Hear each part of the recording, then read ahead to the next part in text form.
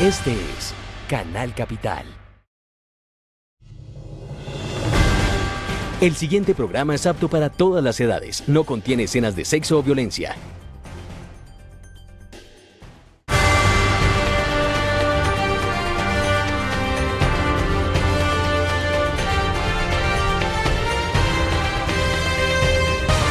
Este es Canal Capital.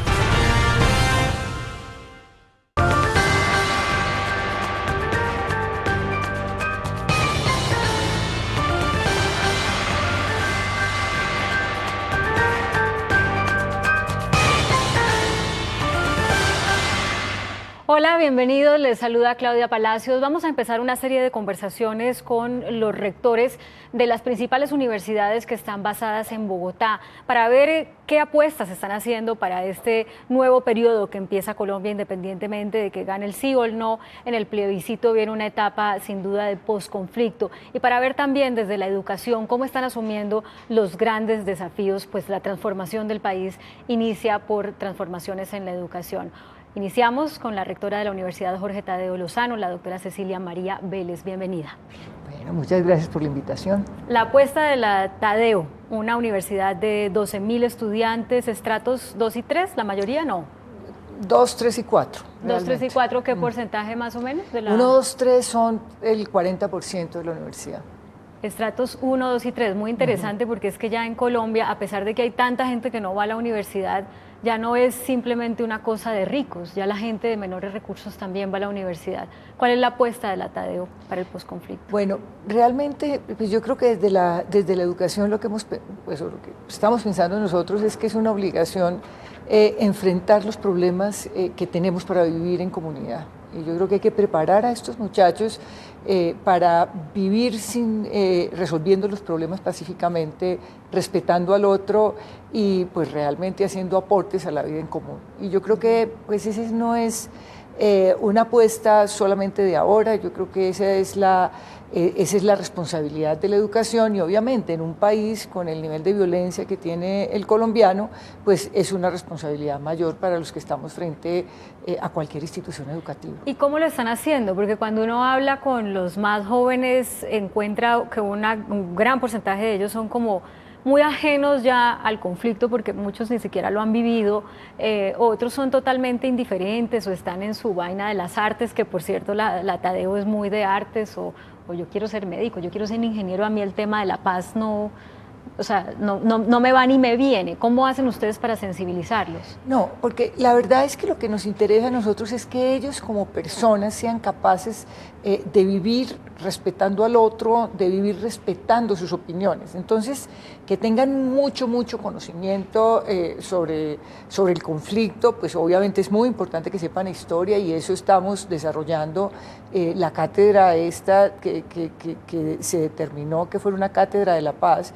Nosotros la estamos trabajando pues para que ellos conozcan esta historia reciente del país, que obviamente tenemos que superar, pero básicamente yo creo que ayudándolos a formar en valores y en el respeto por el otro. Es que yo creo que en el fondo lo que tenemos para ser tan violentos es un irrespeto completo al otro, y unas ganas de imponer una posición frente a la otra, y no estoy diciendo de cuál lado, es decir, los dos lados lo que quieren es imponer por la fuerza posiciones y no realmente de llegar a consenso, de manera que esa capacidad de oír a los otros, de sentir que no se pueden resolver los problemas individualmente, sino colectivamente, yo creo que es una cuestión de valores internos que nos va a hacer ser un país menos violento. Pero una persona viene formada desde su casa, o sea, hay unos valores o no, o antivalores que le imprimieron en la familia, en el día a día. La universidad entonces le apuesta a que la Cátedra de la Paz sea basada en historia, si le entiendo bien, pero esto de inculcar valores ya a jóvenes de 17, 18, 20 años, ¿no es un poco difícil? Obviamente que inclusive por eso, por ejemplo, pues yo defiendo mucho estos programas que están ayudando desde el bachillerato, desde la primaria, dijéramos, a desarrollar competencias ciudadanas, que se trata mucho de respetar al otro como sea. Pero yo creo que realmente, más que muchos conocimientos, se trata de actitudes. Y, por ejemplo, haciéndolos trabajar en conjunto, haciéndolos oír distintas posiciones y respetándolos. Yo creo que de todas maneras el paso por la universidad imprime carácter y yo creo que les ayuda. De hecho, los muchachos de la universidad, y nos lo dicen sus empleadores, tienen un sello distinto porque son, por un lado, muchachos muy inclinados a trabajos sociales y por otro, muchachos que muy fácilmente son empáticos con gente de todos los niveles sociales. De manera que yo creo que ese es un aporte importante a la paz. Que por cierto, ahorita que dice sus empleadores, ¿cuál es el porcentaje de empleabilidad de los estudiantes tadeínos? ¿Tadeínos, así se dice? Tadeístas. El 82% de los muchachos que salen encuentran en el primer año un empleo formal o un empleo por lo menos que cotiza. Los otros tenemos un porcentaje de ellos que pues, tenemos la mitad en artes que no logramos hacerles el seguimiento porque son muy independientes, pero dijéramos que es un buen porcentaje de los que encontramos, dijéramos, en los registros del Observatorio Laboral del Ministerio. Y en cuanto a deserción, que es una cifra aterradora, la del promedio de universidades, como el 50% de la población que entra a la universidad no se gradúa. En el caso de la Tadeo, ¿cómo nosotros es? Estamos como en el 42, es un poco por debajo de la nacional, pero todavía pues es muy alta. Nosotros venimos disminuyendo la deserción semestral, entonces creemos que en 2 o 3 años vamos a tener los resultados en la del cohorte, pero en este momento estamos casi en el 8% de deserción semestral y veníamos de un 11%, de manera que esto de retener más a los muchachos en la universidad, de que efectivamente terminen su carrera, pues también es muy importante para que en el largo plazo disminuyamos esta cosa de que los muchachos entran y solamente el 50% se gradúa. Pero me llama la atención lo que usted dice, es que no todo el mundo sabe lo que es cohorte. Cohorte es cuando un muchacho entra hoy a la universidad, en 5 años, ¿qué pasa con él? Que se gradúa, esa es la cohorte, o sea, son es decir, tú lo que coges es los muchachos que entraron en este semestre y los mides al 9º o al 10º semestre, que se supone que son los tiempos en que se debe graduar. Y cuando usted dice que bajaron del 11 al 8%. Sí, es el semestral, o sea, muchachos que se nos van de un semestre a otro. ¿Y cómo lo hicieron? No, pues yo creo que ha habido muchas estrategias. Estamos haciendo un acompañamiento, por ejemplo, cuando son por cuestiones académicas, inclusive pues ayudándoles a que busquen financiaciones, si es por cuestiones económicas, inclusive ampliando las posibilidades de trabajo dentro de la universidad para muchachos que tienen problemas y pues y en fin, un mayor acompañamiento yo creo que es muy importante. La individualización y el acompañamiento a los muchachos es muy importante para que no deserten de la universidad. ¿De Pilo Paga tienen qué Y además los muchachos de Pilo Paga obviamente tienen menos niveles de deserción. Nosotros tenemos en este momento 1.200 muchachos sobre 12.000, que es importante como proporción, y ellos obviamente por los compromisos que tienen, inclusive monetarios, pues están más, pero nosotros especialmente estamos apoyando a estos muchachos de Pilo Paga para que ellos puedan cumplir con mantenerse en la universidad y graduarse y poder cumplir sus compromisos con el Estado. ¿A usted le gusta ese programa? A ese programa ha sido muy importante. Nosotros no hemos tenido problemas de adaptación de los muchachos porque la universidad es una universidad muy abierta, en donde se respetan mucho las individualidades. Eso es de las cosas que más me encanta de la universidad. Y entonces ellos han entrado tranquilamente a la universidad sin ningún tipo de problema o de resistencia con los otros muchachos. Pero por otro lado, la universidad sí ha hecho esfuerzos para ayudar a los que tienen mayores problemas económicos o tienen problemas inclusive de relacionamiento social o problemas académicos. Estamos haciendo un seguimiento 1 a 1 para que estos muchachos realmente puedan cumplir con sus compromisos. No me puedo aguantar las ganas de ser un poquito traviesa con la siguiente pregunta, y es, usted fue ministra de Educación. Al ver este programa, ¿no se le ha pasado como, cómo no se me ocurrió a mí esto cuando yo estaba en el ministerio? No, pues yo pienso que es maravilloso, sí, se me hubiera sido buenísimo que se me ocurriera. La verdad es que, pues, de todas maneras hicimos muchas otras cosas que ya no les tocó hacer a estos, pero yo creo que sí, claro, es un programa muy bueno y no nos lo imaginamos. Una de las cosas, ya paso al tema de este ministerio, porque recientemente vimos todo el debate que hubo con las cartillas de educación sexual, que para algunos eran de ideología de género. Yo quisiera saber su opinión, porque cuando se dio el debate contra la ministra Gina Parodi, ella dijo, no, pues que en el gobierno pasado, que fue en el gobierno en que usted fue ministra de Educación, también había cartillas y nadie se le ocurrió decir que esto era ideología de género. ¿Quién tiene la razón en todo esto? Mira, yo creo que las cartillas son muy semejantes, o sea, yo no puedo ahí, y me parece que las cartillas no es lo importante en este debate. En este debate, pues obviamente la obligación de cambiar los manuales de convivencia de los colegios, yo creo que jugó un papel importante para que el ministerio muy rápidamente pretendiera ir a los colegios y rápidamente cambiar los manuales. El problema no son los manuales tampoco, el problema es el comportamiento, y eso cuesta un poquito más de tiempo. Nosotros con prácticamente las mismas cartillas, lo que hicimos fue un programa mucho más pausado en el que se iba y se discutía, porque los manuales de convivencia, como después lo decía la ministra, tienen que ser hechos por el colegio, por los profesores, por los padres de familia. A mí me encantó esta discusión porque todos fueron conscientes de que se tienen que meter a discutir esto. No es tan importante, dijéramos, que sean de X o Y manuales, sino que realmente sobre unos mínimos estén convencidos y no sea una cosa de cambiar el manual, sino pues porque podemos poner, las leyes no cambian los países, o sea, yo creo que es realmente la aplicación y la conciencia que se tenga sobre esto. Entonces, es necesaria una discusión muy grande con padres de familia, con profesores, para que entiendan que el problema es de discriminación, para que entiendan que el problema es de no respeto al otro, pero podemos entenderlo de formas muy distintas. Y estos padres que salieron a protestar, bueno, muchos fueron por unas cartillas realmente que no eran las que eran, pero además muchos de los que salieron a protestar, pues entendían distinto, y yo creo que esa posición también hay que entenderla. Entonces, más que las cartillas, yo creo que fue el modo y el ministerio muy acucioso de rápidamente cambiar los manuales, que no van a cambiar los comportamientos. Porque es una orden de la Corte también. Es una orden de la Corte, pero aún así yo no pienso que eso sea lo útil. Cambiar un manual por cambiar un manual, pues simplemente les manda el manual y que lo cambien. El problema es cambiar los comportamientos, que son procesos más largos y que implican un esfuerzo muchísimo mayor, porque es cambiar las actitudes y discutirlas entre todos. Pero entonces, a ver, dos partes aquí. Si yo le entiendo bien, uno podría concluir, la actual rectora de la Universidad de la Tadeo, exministra de Educación, dice que los actuales manuales no predican la ideología de género y que el ataque a la ministra fue injustificado. No, pues yo creo que, a ver, el ataque, yo creo que ahí se generaron muchos malentendidos, porque yo creo que la gente se puso muy nerviosa y sacaron otras cartillas, alguien por hacer la pilatuna, y sacaron unas cartillas pornográficas que dijeron que eran las cartillas del ministerio. Entonces en un momento determinado la gente no supo si eran las cartillas o no eran las cartillas que se habían hecho, que realmente son unas cartillas relativamente bien hechas.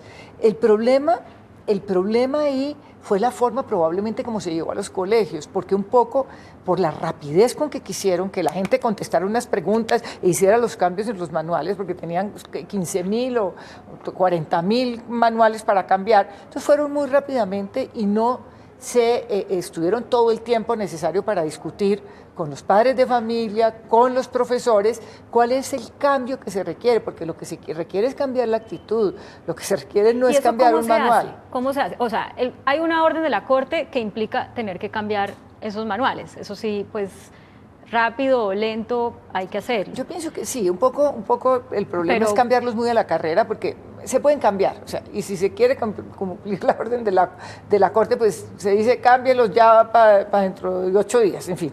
Eso se puede hacer, pero eso no cambia la actitud. Claro, y entonces, ¿cómo se cambia la actitud? Mira, nosotros en el programa que tuvimos, que fue un programa importante y llegamos a muchos colegios, se llegó primero apoyándolos a ellos, diciéndoles ustedes, pues tienen problemas de convivencia, analicemos todos los problemas de convivencia que tienen, no solamente los que tienen que ver en relación con la orientación sexual de alguien, o sea, los problemas de matoneo son por cualquier cosa, o sea, porque son gordos, porque son feos, porque no me gustan, porque cualquier cosa, porque son pobres, en fin, los problemas de matoneo no se centran solamente en el problema del homosexualismo, en fin, o el del lesbianismo, son muchos problemas de irrespeto al otro, y eso es una cosa que no es solamente de los niños, viene a veces de la actitud de los profesores, de la actitud un poco del colegio. Entonces lo que hay que sentarse es hablar con ellos, a ver, sobre estas actitudes, y hay que hacer una reflexión interna, obviamente desde los profesores y desde las directivas, de cómo ellos afrontan el respeto a los demás, entre otras cosas, porque esto sí que va a ser importante en el posconflicto, pues en lo que venimos viviendo desde hace mucho, porque yo no siento que ahora es que empiece el posconflicto. Yo creo que muchas áreas, muchas áreas del país ya están en posconflicto, o sea, hay muchos conflictos que han bajado intensidad y ahí se han generado unas cosas muy interesantes donde lo que más importante se ha visto es cómo aprendemos a vivir juntos respetando al otro. Bueno, voy a tratar de que me responda como sí o no a lo que le voy a preguntar. ¿Esas cartillas sí o no promulgaban ideología de género? Pues yo creo que no. O sea, yo creo que realmente hay muchas confusiones sobre lo que es ideología de género. Yo creo que ni los que están discutiendo qué es la ideología de género entienden. ¿Esto se le puede hablar de estos temas a niños pequeños, según Yo su creo que a experiencia? los niños hay que contestarles, o sea, no es que a todos se les tenga que dar la misma información, pero a los niños pequeños hay que contestarles sobre eso, porque si no, asumen la sexualidad de una forma muy perversa. O sea, si ellos no encuentran respuesta, de alguna manera la encuentran. Entonces tiene que ser, claro, a su nivel, pero hay que responderles a sus preguntas tranquilamente y con la verdad. O sea, el nivel lo pueden medir son los profesores y los padres de familia. Pero ahora, con lo que dice la Constitución, porque si a un niño se le dice que es que solamente hay papá y mamá cuando tiene 5 años, pero aquí hay una Constitución que respeta incluso el matrimonio entre homosexuales. yo creo que si somos sinceros y les decimos lo que creemos, porque yo creo que, es decir, tú no te puedes, frente a una parte de la sociedad que todavía no entiende lo que está pasando aquí a niveles de las leyes, pues eso es muy difícil. En la casa le van a decir esto. Yo creo que hay que explicarle al niño que hay distintas posiciones frente a eso. Que hay una gente que cree que hay papá y mamá y que hay otra gente que cree que puede haber distintas relaciones. Entonces yo creo que si somos muy sinceros, contándoles las diferencias que hay inclusive en la sociedad, asumiendo esto y respetando todas las posiciones, yo creo que nos podemos entender. La otra pregunta que es de sí o no es, el expresidente Álvaro Uribe, senador hoy en día, que fue su jefe, en el debate contra la ministra, ¿la atacó injustificadamente? Pues a mí me parece que él no la atacó y realmente lo único que cuestionó efectivamente él, o sea, porque había gente más radical, pero si tú ves en el debate, él lo que defendía era que esto se debía discutir más con los padres y en eso yo estoy de acuerdo con él. Ok, pasemos ahora al tema de la paz, que fue el primero que tocamos, porque me quedó un pendiente ya yendo más a su postura personal, porque usted es una víctima del conflicto de una manera muy, muy terrible con su familia.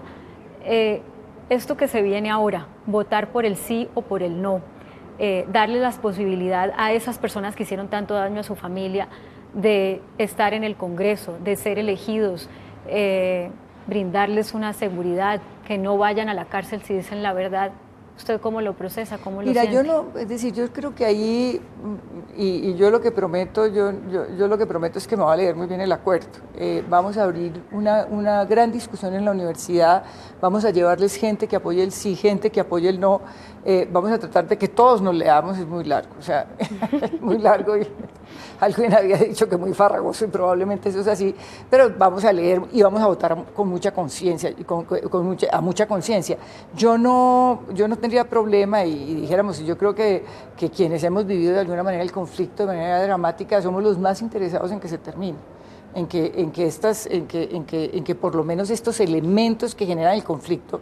Yo tengo una posición frente al conflicto y yo creo que detrás de esto está mucho el narcotráfico, o sea, detrás de todo el conflicto colombiano, más que detrás de lo que puede hacer desactivar, pero yo creo que todo lo que se pueda desactivar se debe desactivar. Y en ese sentido yo creo que las víctimas estamos muy convencidas de que lo mejor es desactivar núcleos de conflicto. No es que vamos a alcanzar la paz, pero que sí se desactiven núcleos de conflicto, y yo creo que en ese sentido pues todos tenemos que votar a mucha conciencia si estamos de acuerdo o no con lo que se firmó, y lo que yo prometo es que voy a estudiar con mucho detalle esos planteamienos para decidir mi voto. Estoy pensando, ¿votará sí o votará no? Oyéndola pienso que de pronto va a votar sí. Vamos a ver, vamos a ver quién me convence. Pero a ver, ¿no la van a regañar a usted en el Centro Democrático por no tener una postura por el no? ¿O usted no tiene nada que ver con el partido por haber trabajado en el gobierno del expresidente Uribe? No, yo trabajé con el expresidente Uribe y él nunca me preguntó a qué partido yo pertenecía. Y esa ha sido realmente una ventaja para mí. Ninguno de mis jefes, he trabajado con jefes conservadores, con jefes liberales, y nunca nadie me ha preguntado realmente a qué partido pertenezco. Entonces no he tenido que tomar partido y eso realmente me ayudó mucho en el ministerio, porque yo creo que era yo creo que el Ministerio de Educación no se puede politizar, y yo creo que eso es un principio fundamental. Entonces, pues no creo que ni por el no ni por el sí no me van. Yo creo que me tienen que convencer, si ellos quieren convencerme por el no, pero yo todavía dijéramos que necesito estudiar mucho mejor los acuerdos. Quiero hablar de temas de Bogotá porque sé que la universidad hace cosas muy interesantes por Bogotá, especialmente en el barrio Las Nieves, pero antes otra cosita sobre paz. El perdón, ese voto va a depender de su nivel de perdón con respecto a la gente que hizo daño a su familia, ¿o usted? No, mira, yo sobre siempre el perdón, he pensado que ellos son, es decir, que toda la gente que ha estado metida en esto ha sido más un instrumento, que yo creo que aquí hay unas relaciones y como te digo, yo creo que en el fondo de este conflicto, inclusive del que se llama guerrillero, hay un problema de narcotráfico muy complicado que nos está generando unos niveles de violencia muy grandes. Pero o sea, el punto para usted no es si los perdoné o no los perdoné. ¿O? No, realmente yo no tengo una cosa individualizada. O sea, yo lo único que quisiera es que nadie viviera lo que vivió mi familia con anterioridad, por ningún motivo. De manera que la cosa individual de si los perdono o no los perdono, para mí yo no entraría en eso. Yo creo que pues perdonados están, en el sentido de que yo creo que es una cosa mucho más estructural la que genera la violencia en este país, que unas personas individuales. Vamos al tema de Bogotá. ¿Cómo así que la universidad, que queda en un barrio que ha sido generalmente inseguro, está, por ejemplo, va a sacar a los estudiantes a jugar ajedrez con los viejitos del sector y van a ir a hacer no sé qué cosa en Cuadrapicha, que se llama así, una calle por ahí cerquita? ¿Qué es lo que están haciendo? A ver, nosotros hemos intervenido arquitectónicamente en la zona y si tú has visto, pues además nos hemos integrado mucho con las áreas comunes, cuidamos espacios que son para todos los bogotanos. Nosotros inclusive hemos dado espacios de la universidad para que los utilicen los bogotanos y a su vez utilizamos el espacio público. Eso ha sido una intervención interesante y ha asegurado, dijéramos, la zona, pero nos queda, dijéramos, la necesidad de intervenir más socialmente en la zona y de que los muchachos sí se sientan viviendo y conozcan el barrio donde está la universidad y se articulen y obviamente devuelvan cosas interesantes. Entonces hemos hecho, ya estamos muy articulados con la alcaldía local, para hacer, por ejemplo, programas de participación en planeación de obras. Hay alguien que tiene una tesis muy interesante sobre cómo puede participar la gente armando, por ejemplo, intervenciones en el espacio común. Y ahora vamos a hacer una cosa muy interesante, que esto es en conjunto con otras universidades, que nos vamos a tomar un poco parte de la séptima.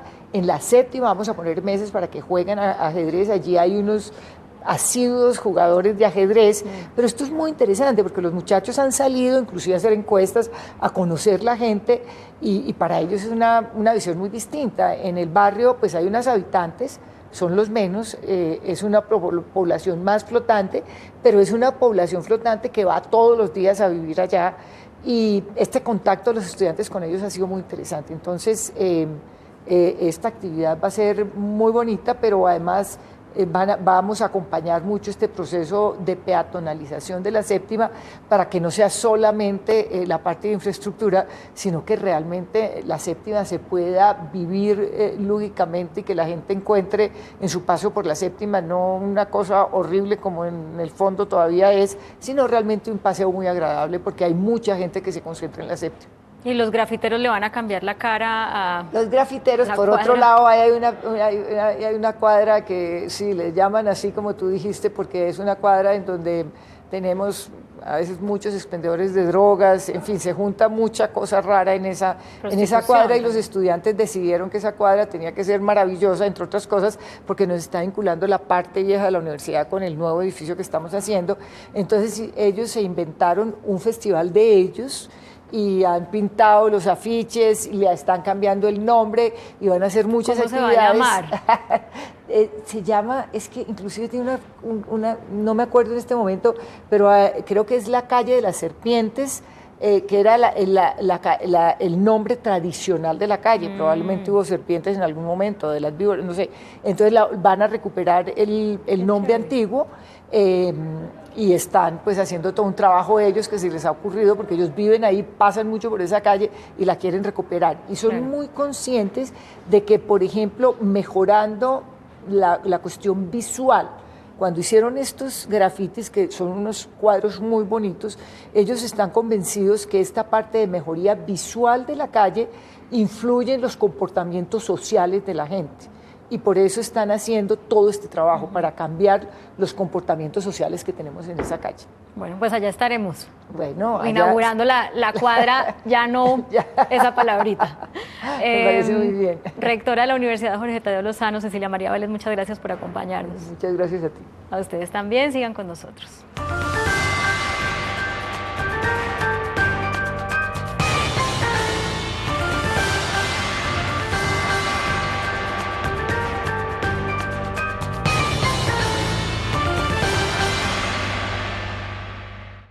Ella es Camila, y hoy, como hace 15 años,